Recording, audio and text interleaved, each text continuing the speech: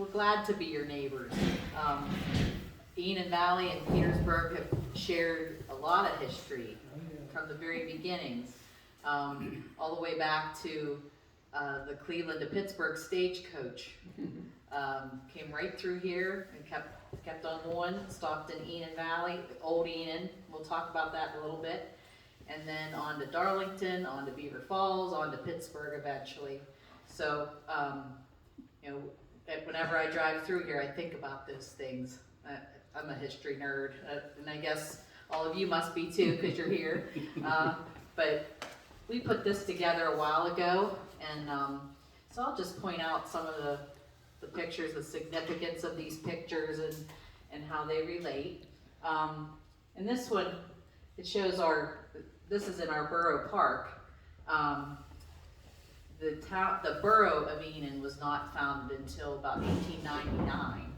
But there was an earlier settlement before that. But that sign says, Enon Valley, Valley of Many Waters, first settled by Samuel Harnett in 1800, relocated from Old Enon, which was settled by Enoch Marvin.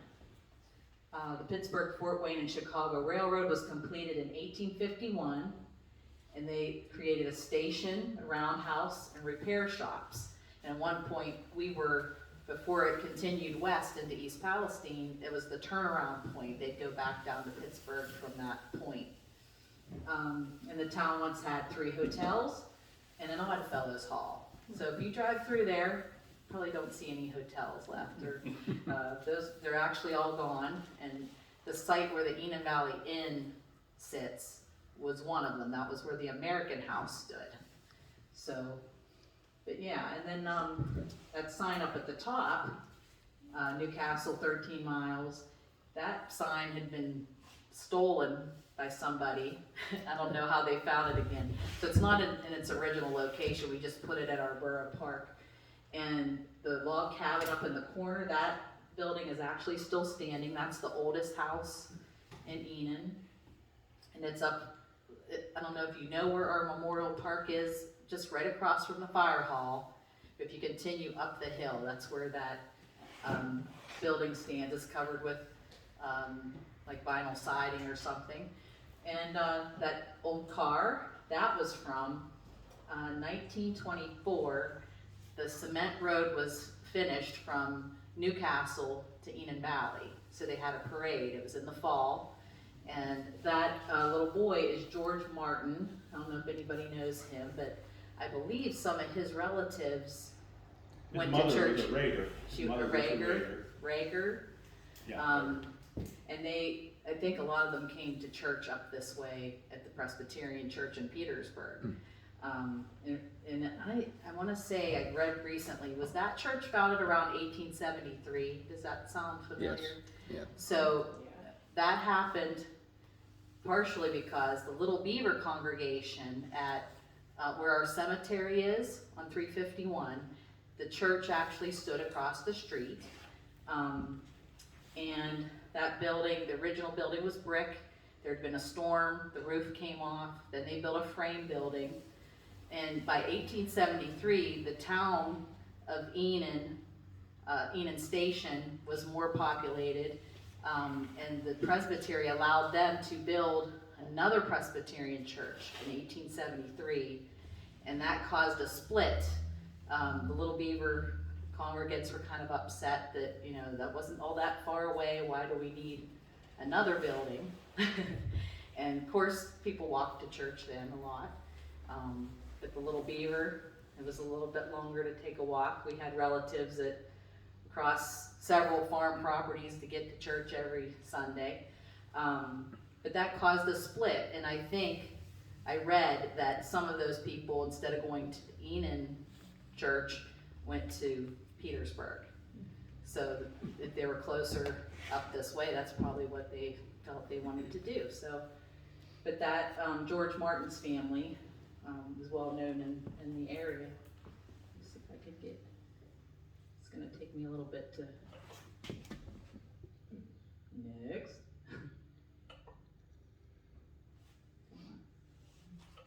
There we go. Okay, so Old Enon, that was actually settled more 1798. The first settlers came to Little Beaver Township in 1796. There were about 12 families. At least 2 of them were with Samuel Brady, who was an Indian scout.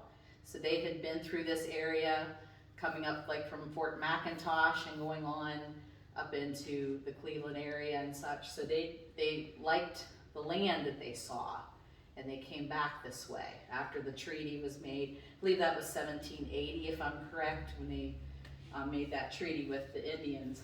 But 1796, and then 1798 we see a gentleman by the name Enon Williams, and he started a trading post right at the forks of the Little Beaver, and I believe Honey Creek comes in on there, and it's actually where 351 and 551 come to a point.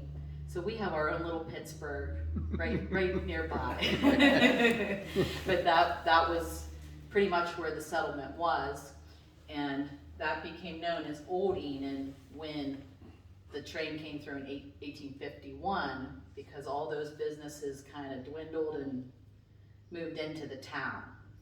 So that building, it's actually the same building. On the left here, that was the stagecoach stop.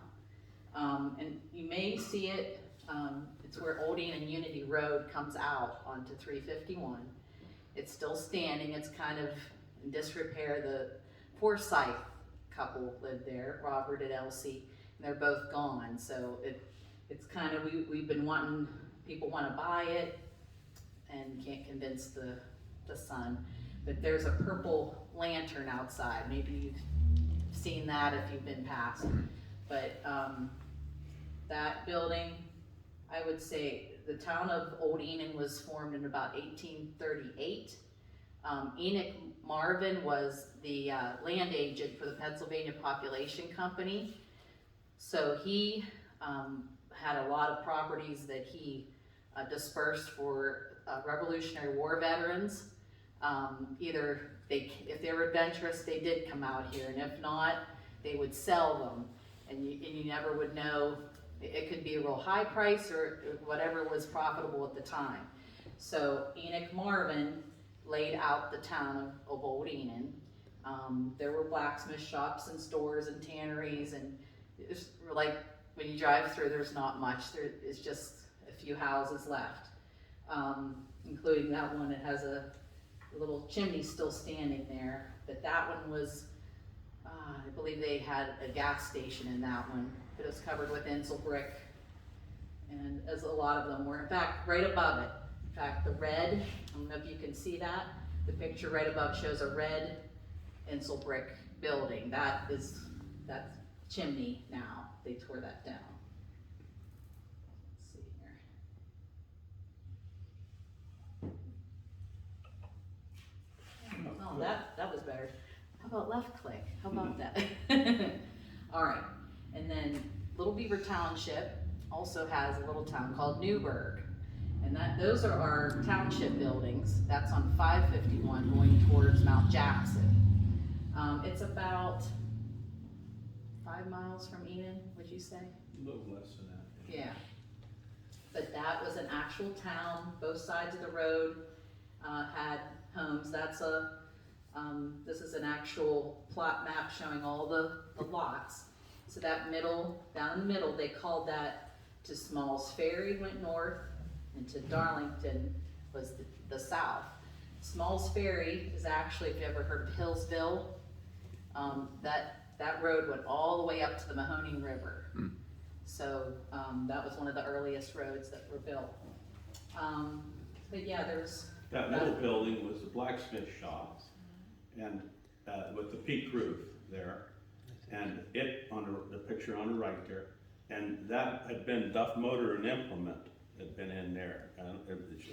Dagnan and Shiven was a business before that, but before the township got those buildings, that was a Dodge dealership, had Alice Chalmers, Case, A New Idea, Ferguson, had a lot of farm machinery and stuff. It was a hopping place back in the 60s, I'd say. You know? Did everybody hear what he said about Duff's implement? Yeah, so that that map is about 1873, but That house in there, that's a log house under that vinyl siding, that's an old log. building. That's an old Yeah. building. Let's see if I can make this. Oh, Okay. there's an overview, aerial view of Newburgh. And what's interesting with that place too, the original settler was a man named Bryce McGeehan. And he had actually, I wanna say 1790s, he was one of 12 families that squatted on George Washington's land in Washington County, what is now Washington County. And I Googled his name because I thought that's a pretty unique name.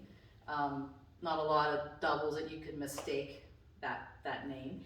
So when I looked it up, there was a transcribed letter, actually 2 of them, that he had written to George Washington begging him to let them stay there because they put so much work into it. And it was actually land that Washington was given for fighting in the French and Indian War, because he was actually fighting for Great Britain at the time, before we were America. So that was his reward. So he had thousands and thousands of acres, and when he went off to the Revolutionary War, he hadn't been checking on all of his holdings, obviously. And then he came back and found all these people had built barns and houses and fences and developed the land.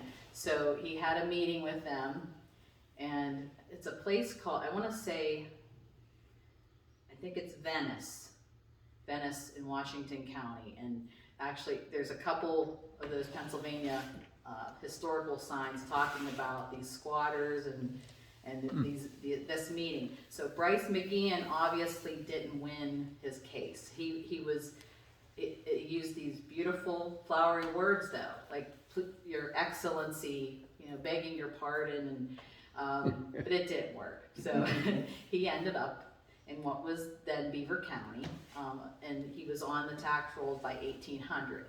So this was his plot of land. His son started the town, and they were trying to call it McGeehansburg, but it kind of didn't roll off the tongue real easily, so it became Newburgh. But yes, both sides of the road had several buildings. So there were some cellar holes. When Duff's still owned it, they said when they mowed over there, you could see the indentations where the houses had sat. So, but that road and that little place would have seen, you think about Civil War time. At the time, Enon Valley was the only railroad station in Lawrence County. So all the troops had to come from Newcastle down that road, however they could get there. And so men, material, livestock, hogs, all kinds of animals to take to the camps, to get on the train, horses, all of that would have come right through that little place. Julie, Yes. where did you send your mail? To Newburgh? Newburgh had their own post office at the time, yes, and so did Old Enon. In fact, Old Enon, they put up like a post, because they used to have to take their mail, or get their mail at Darlington. So they put up a post, probably pretty early around 1800, they had something where they would stop, like the rider would stop, or the stagecoach would bring the mail and leave it there for them. Okay. And this is what we call a warranty map. So that's what Enon area, Little Beaver Township would have looked like. You can kind of see, you see the Little Beaver, and the Honey Creek is up in here, coming from your Right up, your Honey Creek comes right up here, right up here. Yes, yes. That's where Honey Creek Yeah. comes. And, So really the borough, you can see the line, and a little bit of Enon. Enon address is Darlington Township, so kind of spreads out a little bit. And but that's kind of what that looked like. I always like all those strange names, Falkenberg, Farmer's Hope. I don't even know what they made. But but eventually, I don't know if you've heard much about the Pennsylvania Population Company. They got in trouble because they were only allowed to sell so much land to a certain owner. So they started falsifying, making up names. So it's the same guy, and he owned. So they got in trouble, and it finally dissolved. So, but Enoch Marvin then he built a house in 1824. It's still standing. We call it Honey Creek Farm, but it's on Little Beaver in the Honey Creek, I guess, a little bit. But it's brick, Georgian style with the step gables. It kind of sits back. If you know where our cemetery is, there's a road right before it on the left called Gilmore. You go back in there, and then it would sit off to the right down over the hill. And it's on the National Register of Historic Places. But some of you ladies may have gone to eat there. Mrs. Brandt owned it. She used to have dinners back there. So yeah, so that house is still. Field trips there? They probably did, and we did like a community shuttle one time for Community Day. We took people back in there too. So that was Enoch Marvin's house. These are maps of Enon, the borough of Enon, and like I said, the train coming through in 1851. Then we had stores built right there, and I was talking to someone that said even around that time they just built like stock buildings that they could be used for anything. So it was kind of a way to draw in business, and then they would just move in. Our historical building that we use, it was on the map as early as 1860. It sits right here. If this here goes to Petersburg, you come into Enon, there's a four-way stop, and our building would be right It's there. like the first one there. Vine Street and Main Street. So where 351 makes the turn to go to New Gallery. Or you could go straight south to Darlington. We're right on the corner. But we were there as early as 1860, and we were told it was a confectionery shop, and then by 1890s it became a shoe store. And then a fire took out a whole block in 1920, so it's now it turned into a Gulf gas station in a garage. So it's it has garage doors in the front. So that was what the area, we'll show you some pictures of that. But yeah, even the streets had changed a little bit, but really the railroad, was the center, and it brought the people in. We had a lot of German citizens come in, just because of the railroad jobs that there were to be had. And they also, like I said, 3 hotels, any type of store you could think of. It was a busy little place. There's an aerial view. You see up there's the road going, we call that State Street, and that eventually becomes the fork in the road, and left goes 351 up to here. And that's a little further north. But this is the center. That was the Oddfellows Hall. It kind of sits where our Memorial Park is. Am I whistling? Sounds How old is that photo? What, the building? The photo. The photo, I want to say late 60s, early 70s maybe. Here's the Presbyterian Church to orient you. And then Okay. here's that Oddfellows Hall that we talk about. And the And fire this is the hall. memorial, fire halls. Fire hall's right down at the Here. memorial, right here. Oh, here, yes. Yeah, that's the fire hall. Yeah. Own office would have been in here, but this here would take you right out to Petersburg. Yeah, this is our building right here, because this is 351. It goes to New Galilee, and this would be 551 right there. Palestine, right up that way. Kind of the hub of this whole area. And we consider Petersburg metropolis. a suburb. Well, based on the earlier map, it was significantly larger than Petersburg, even back in the same time frame. Probably because of the Just railroad being Just right for there. the amount of lots that were there, and wow. Well, the railroad did. When I was a kid, a lot of people that lived in there worked on the railroad. And there was old railroad families, you just knew the names, and they were all railroaders, you know. There's another. And there's the railroad heading to Palestine that way. This would be going toward New Galilee. This is the Bible Presbyterian Christian Church. The Presbyterian, Enon Presbyterian. This is 551 right here. Does the train still go through? Mm-hmm. It just keeps on going, that's all. Now we want them to. We don't want them to stop. Well, you don't want them to fall over. Right, either. exactly. And, you know, we were talking about that because when that all happened, they really didn't contact any of the outlying governments, you know, to say, hey, we're doing this controlled burn, this might affect you. And you know, they're saying a mile.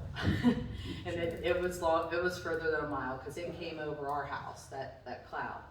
And we're about 4 or 5 miles from Palestine. So, yeah, and we talked about, because if that would have wrecked right in town, there's houses right there. They would have, people would have been killed. So you know, you just would have, could have, but we hope that has taught people to kind of be more mindful of those They things. keep having them though. Oh, and well, Mahoning Town, it was the same, it was Norfolk Southern, just had a wreck. And they said there were cars on that train that could have exploded, but fortunately they didn't. The ones that were in the wreck, for soybeans, I think, and paraffin wax or something. So we're just thankful it wasn't worse. Okay, that is the Oddfellows Hall that I kind of pointed out. It was an Insel brick in the 60s before they tore it down. And they had some stores in the bottom of that. And That would have been like this building. If we had that building, this would be. yeah, we think about all the buildings that they tore down that would have been nice for community events and things. And then top floor, I think, is where they would do dances. Is that right?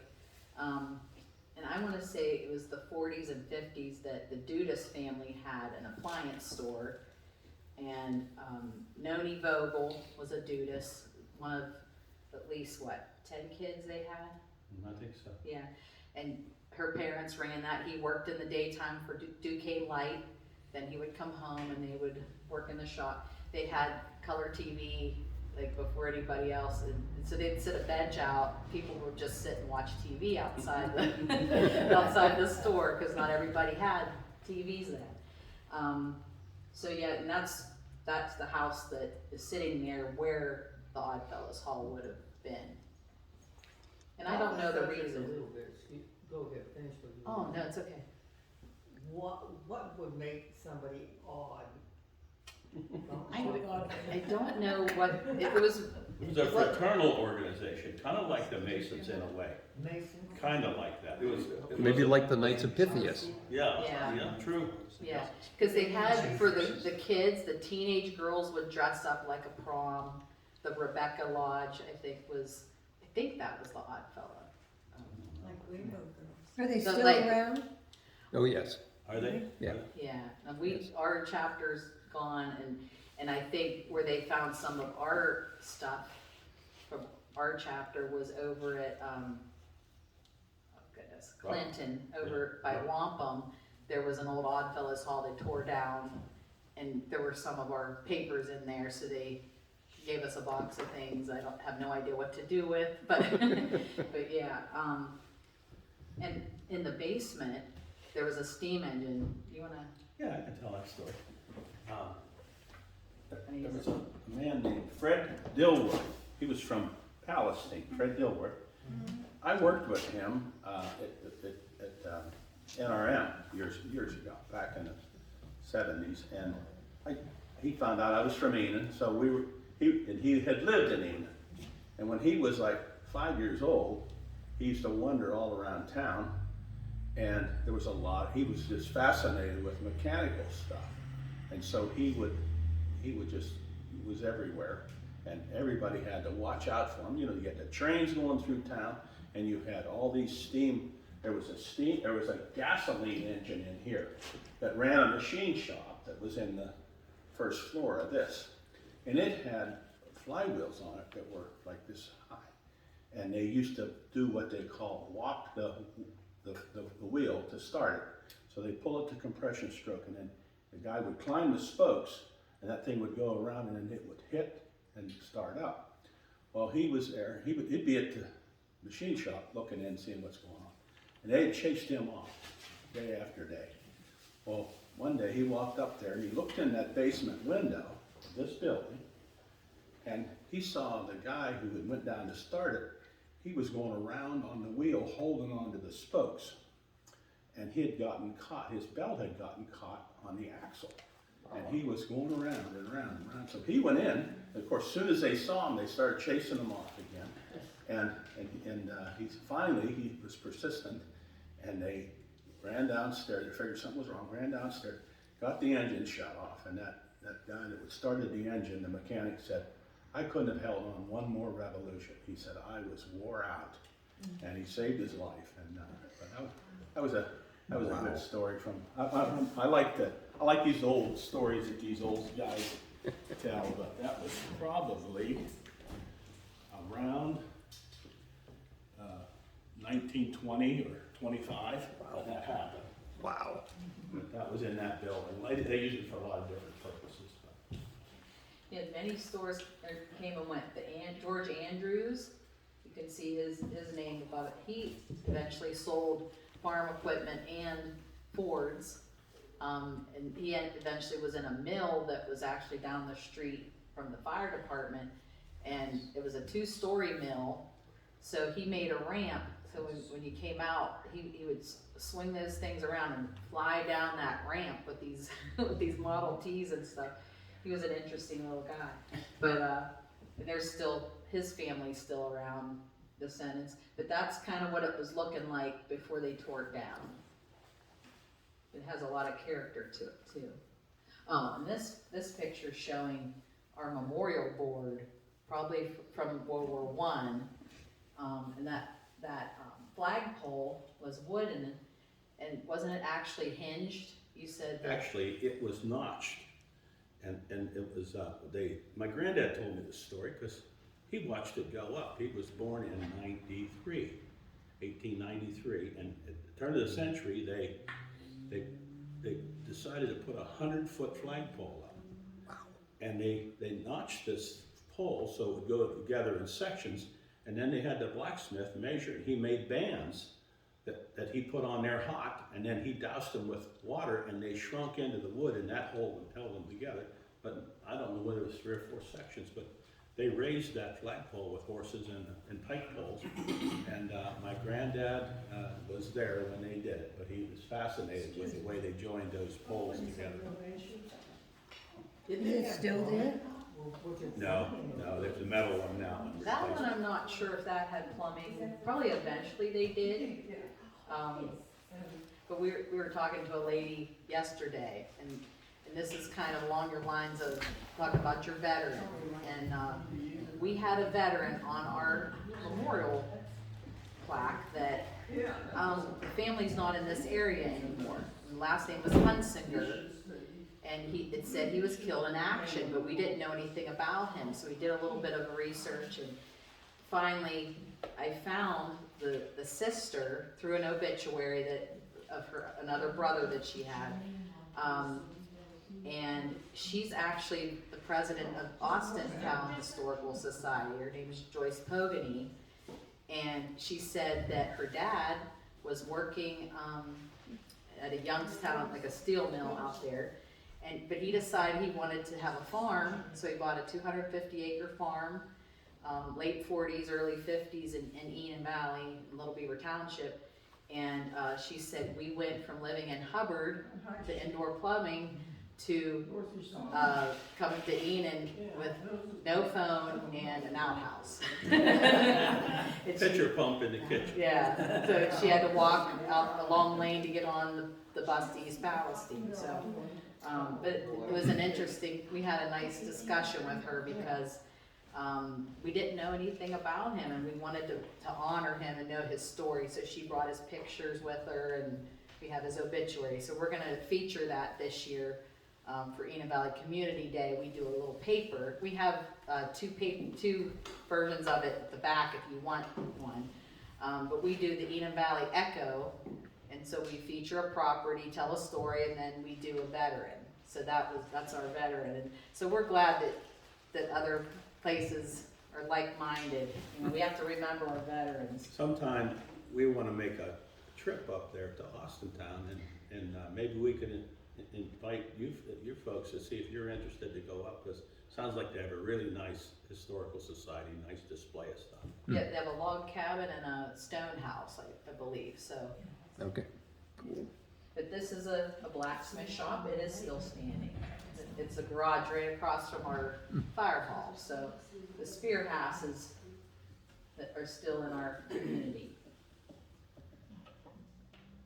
And that's Main Street, looking south. So, right here, that's our phone company. Enon Valley had a phone company as early as 1907.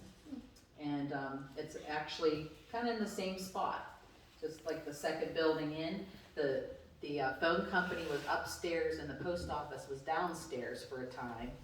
And there's some houses across the street that we were talking about one of the phone operators, you know, how well they knew the community and maybe listened in sometimes, not all the time. Party lines. But there was a lady named Millie, and she noticed that there was a car pulled in across the street, and she knew the family wasn't there, so she just yelled, "They'll be back in a little while, they're not home."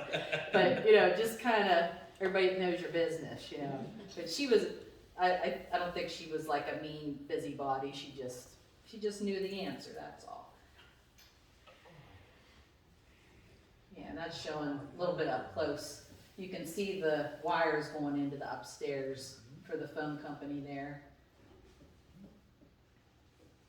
And all of that piece of building is gone. There was a fire in the 90s that took out some of that, because you may remember Patterson's store, Maxwell's.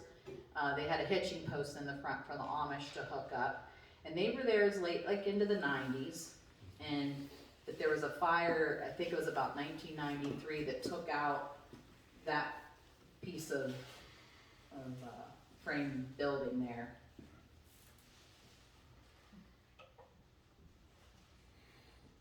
Okay, that's Main Street again. But this is the store I'm talking about. They now have storage units in there, but it still has that character on the front. It was a Clover Farm store, so I think that was out of Cleveland. So kind of like a chain, so they would get some of their products out in there. And this picture up in the corner, that would have been one of those pieces, that longer frame piece over here. That was, let me see, that's William M. Bowden's harness shop. So he was one of the first owners of our historical building that we are in now, and then his brother bought it from him. And that's more views of the McNeese. Mildred Patterson worked for McNeese's, so she, in turn, she was a smith, right? Mm-hmm. And she married Wilbur Patterson, and they ran the store she was there into the 80s, because we would ride our bikes into town and get candy. Some things weren't in date. Like, some of the things were expired. You had to be careful what you picked up. You know, another thing I just thought about, they had an ice cream stand just right out here at the state line at Coe's Farm, out in front of that. Yep. And she ran that store too. We used to go out there, Mildred ran that store. We'd go out there and get ice cream, and this would be in the late 60s, middle 60s. We were kids, we went out there, teenagers. And this is our historical society building. But that's what it looked like when it was a shoe store.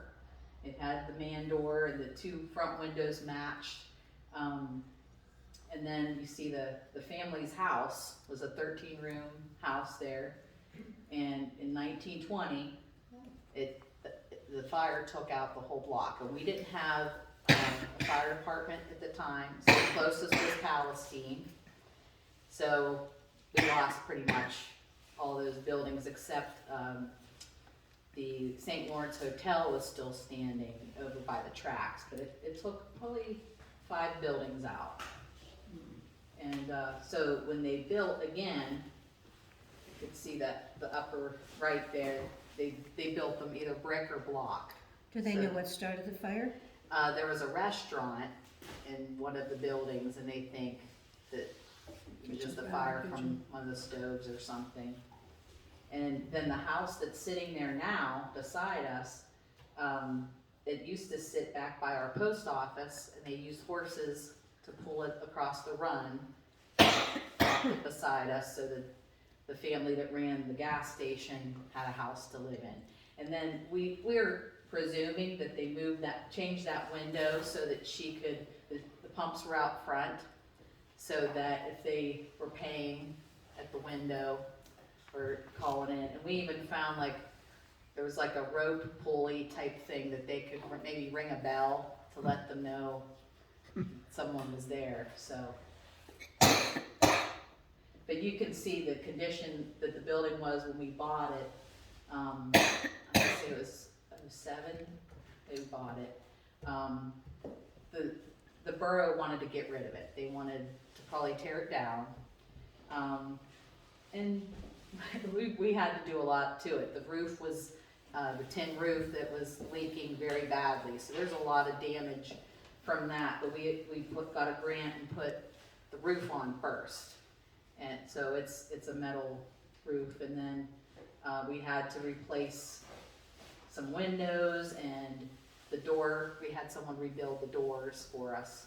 And the original Yale lock, 1920 Yale lock, the guy fixed it for us for free. So it was nice to. Who's that guy? Jameson lock?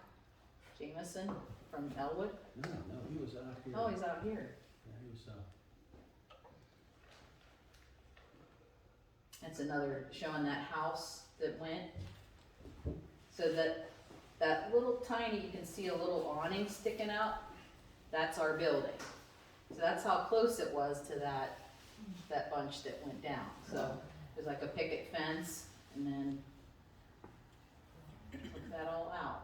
So pretty much, I don't know if you can see. I wish I had my pointer. We have like a cement post there. It's actually, someone got that from the railroad. It says 45 miles to Pittsburgh on there. But that's pretty much where the corner of that house would have been.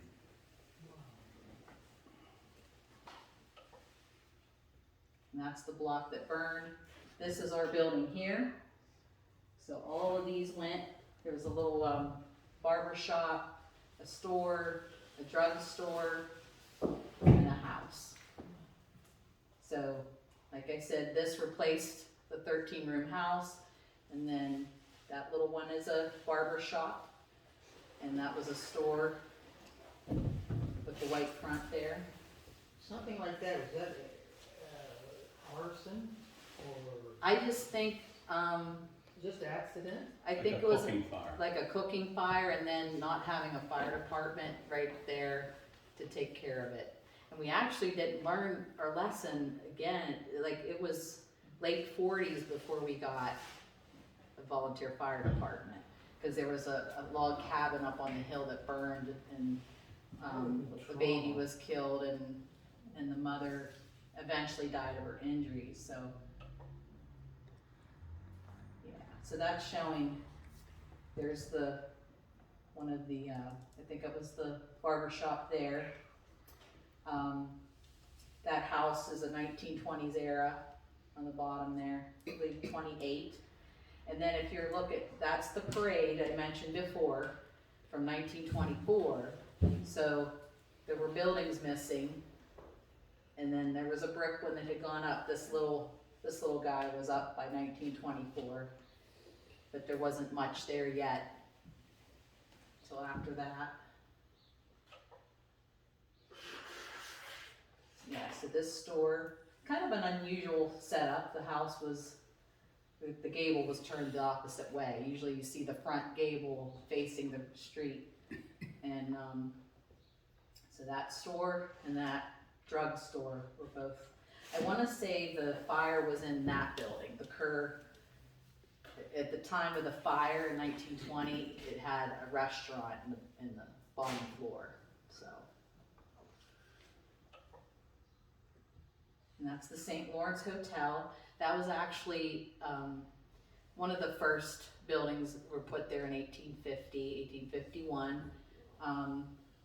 And that would be where the Civil War soldiers would have gotten on the train, because we had a brick station later that was built in 1877 on the other side of 551, near the feed mill, if you're familiar with Musquire's feed mill on that side. But this is where this building would have sat. So there's a house and a garage there, but this would have been really close to the tracks. And that building, we believe, was probably the first store building in 1850-51.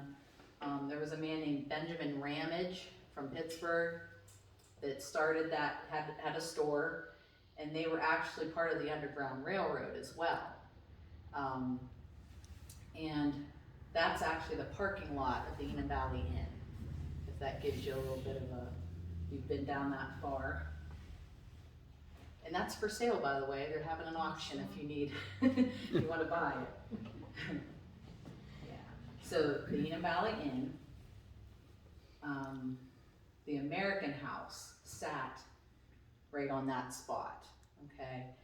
And there was American House, St. Lawrence, and I believe the other one was called Ostermeyer's Hotel, and it might have had another name because that would have been hard to remember for me. I know. So that's kind of showing, I would say, 50s, where the Enon Valley Inn sits now. That'd be nice if it still had willow tree there, huh? But yeah, that's what it looks like now. There's our station. Like I said, there's the Musquire's feed mill in the back there, and it would have just kind of been right along in here. This is 551 Main Street crossing. So you would have been looking at the gable end of that building. And there was a huge store. It was called Enon's Big Store. And it kind of sits where, yeah, pretty catchy. Yeah. Had everything for everybody. And it was right on the, Cool. painted on the side. And that building, that was their late 60s, right? And whoever bought it decided to take the support beams out. So when the masons were meeting in the third floor, the floor started sinking. It was like this, where it had a beam in here with a row of posts in the first floor, where they thought, what is the use of those old posts in there? So they removed the post, and it was the demise of the building. It came. Yeah, some people have some bricks from it, but that was a humongous store. That's another building we wish we had. They didn't have an engineer among the group, did they? I guess not. I guess not. And this is the front of the Enon's Big Store, this brick right here. This house is still standing, it's green. They actually, that was a railroad conductor built that. He brought all the material in on the railroad. He had a flush toilet. They were able to bring water from, if you go south across the tracks, there's an incline. And there's a spring at the top of that hill. So there was a pipe that ran down, and the fall from that was able to go up into his tank so that he had water to flush the toilet. So that was probably the only one I that was had told it. that if you were a railroad employee, they would put water into your house. Because he used the same reservoir to water the trains, you know, the steam engines, so they had to have water for that. So that's what I was told. And in fact, we just heard within the last month that reservoir up there is still there, and the spring still feeds it. That there are some towns, properties in town that still get their water from that. But I sure wouldn't want to say anything, because that somebody, the EPA or somebody would say, yeah, we're not doing that anymore. I'm gonna let the Don't government tell. come in. We're on. Right.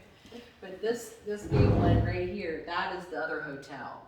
It was L-shaped, and then our building is kind of right smack across from that. So right now it's just like a piece of someone's yard there. But that's what the house looks like now. And that's it as well. We did, used to do little ad booklets, and that was the cover of one of them. Very nice, and it had an etched glass transom that had an S for the Simpson family, that's who built it.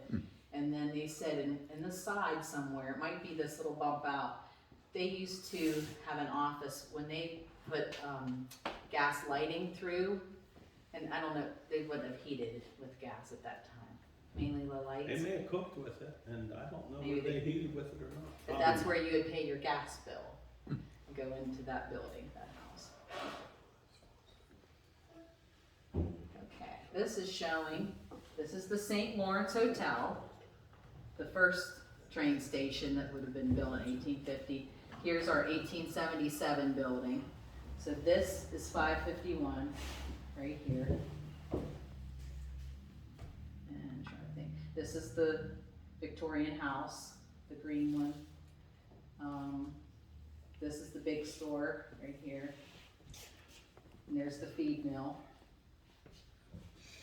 Kind of give you a little bit of, oh, you know what, Dad? This is that Casper Hornickel's shoe store. Oh, I was trying to, that's someone else that had asked me where it stood, and that was where his property was, right up against the tracks, and there's nothing left of that little tiny building, of course. Those buildings are gone too. That building had a lot of different lives. I think Enon, well, before that, My Bucks had a restaurant, right? before that, it was funeral home. What was it? Oh, What was that? Caskey? Caskey. Caskey okay, Funeral Home was in there. yeah. I was on the second floor, I had to lug those stiffs up the back steps. Yikes. Okay.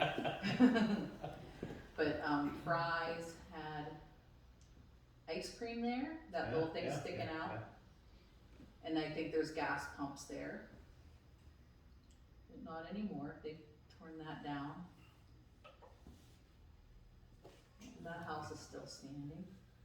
Insel brick was popular, wasn't it? Sometimes it covers up some problems, but the Studebakers had the feed mill for a while, so that's where they lived. And pretty much right across here is where Memorial Park is, the Veterans Memorial. And this is the house we were talking, the log cabin. Yeah. Aaron Tyson, he fought in the Civil War, but he was a riverboat captain, so he was in the Navy, Civil War Navy. And if you come up, you could look, his hat, I think it's like that type of a hat. But he also drove stagecoach for Enon Valley. But that's way up on the hill. I believe that's Cash Street, goes up. And that's showing, this is Enon Presbyterian. The steeple looks different now, but this house is still standing.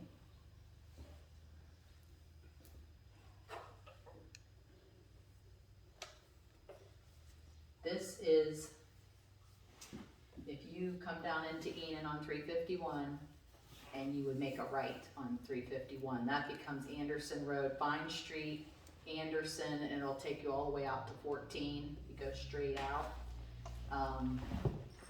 But that farm, it's pretty close. It's right kind of on the line, Borough line and Darlington Township. That's what that is.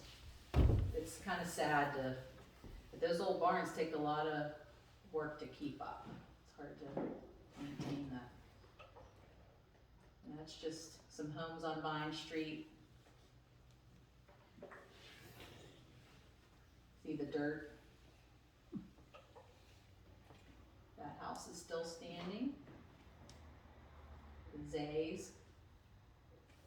Another old German Zays and Lampreys. He was a Civil War captain. Mm-hmm. And this is our building. This is 351 Vine Street going east toward East Palace, or no, East Palace, New Galilee. And what's interesting we discovered was that there was a door at the back because it was a store, it was a shoe store. So we believe the living quarters were separate from the store, so they could get in and out, and go upstairs without going through the whole store to go into their living quarters and the storage area in the back. So they've taken that door out, but right where that door, they had a fold down oak set of steps. The counterweight was a barrel full of nails and stuff. Those steps were so scary to walk up and down. We replaced them, but that was the original thing. And I just can't imagine like walking down that with like a long dress or high-heeled shoe. I don't know, but it was interesting. But that's pretty much where the steps came to where that door is. And that little building is now, there's an apartment in there now, pretty small, but it was a meat market there. And that was Mildred Patterson's father, John Smith, had that. And then they had a little mini market, Enon Mercantile and Grocery, and then a place called Tiny Teak. They had a restaurant, is it Midland Industry? Bridgewater. And they had a little mini mart in there that was so nice. Like everything, they had some retro kind of shelving and things like that, and they'd make a Reuben sandwich for you, and you know, that eventually just was hard to find kids to work there, so they closed. Anywhere. Yeah, hard to get anybody to work. This is in the vicinity of our post office now. Again, Vine Street, 351 heading to New Galilee, and where the post office sits now was it was a store building, and then they later used it as a community building. Before Enon Presbyterian had a basement, they used that building for their dinners. And then they hand dug a basement underneath the church, late 40s, I think, early 50s. And then that building was torn down. And this isn't in the same spot, I'm just showing you back where I was telling you about the phone company. The post office was in the bottom, phone company upstairs, and then it is now in that location on Vine Street. 60s, I believe. Dr. McGeorge, that house has been torn down. And what makes you sad is they say, well, there was lead paint. Probably every single house has lead paint somewhere, but they condemned it and they had to tear it down. But it was a beautiful little house, and it was always where the doctor lived.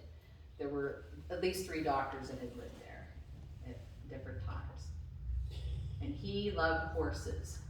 Have any of you heard of the LeBate farm out by Negley?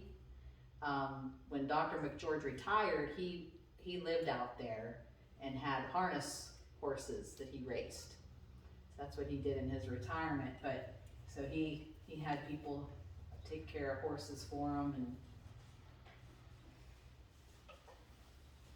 and that's another view of the house and the street. If you went straight on that street, the post office is to the right there. Another view,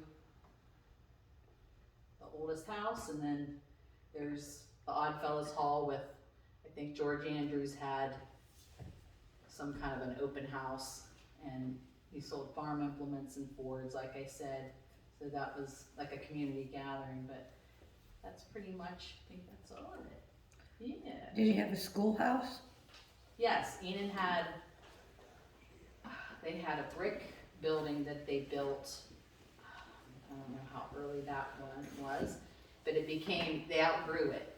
So they built a 2-story building. I don't know if many of you have been back on School Street. Tucked in the back, there's a little park back in there.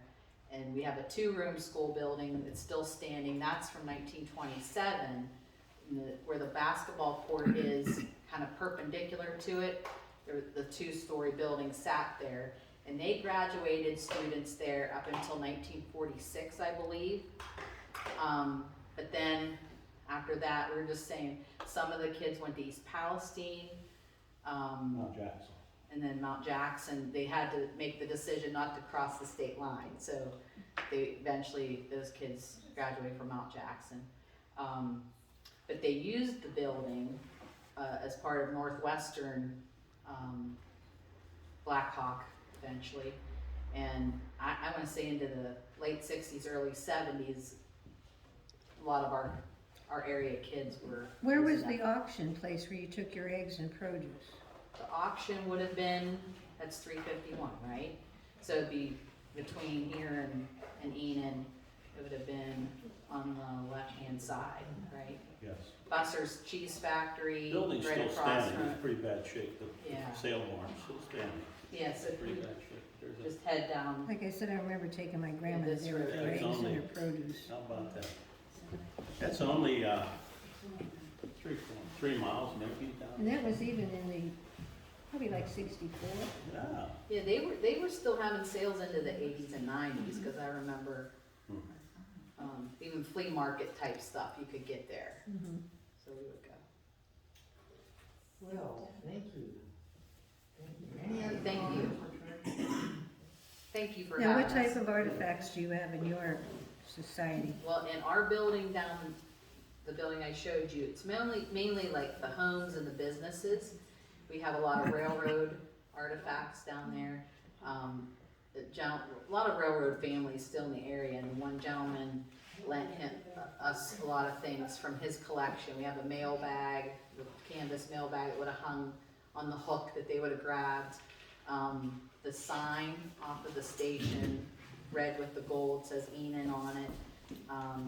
We have Now, the did the name Keystone. Enon come from that one gentleman that you were talking about? Well, Enoch Marvin, some people think that, but actually the word Enon it's a biblical name, and usually it shows up with the A and the E connected together, but it was a place where John the Baptist baptized because there was much water. And that's why, and we were talking about, these houses that were fed by that spring, but there have been several people that tell me the spring runs right through their basement. So, so there's a lot of it on both sides, like not only that hillside going south, but the other end of town too. So there's a lot of water. If you go up these little, as you're going through Little Beaver Township, there's farms back in the hollow, and every one of them would have a spring that would run full the size of your wrist. Well, we're not called Springfield for nothing. That's right. That's right. That's right. I would That's know right. their name, all of the springs they found. Yeah. Well, there's a house on Unity Road that still has the spring water going through its basement. Ah, So good. Phoenix lives now. That would be very convenient, wouldn't it? Refrigeration? That's right, keep your stuff cold, just, Carrier farm. Oh, yeah. but thank you for inviting us. Thank you.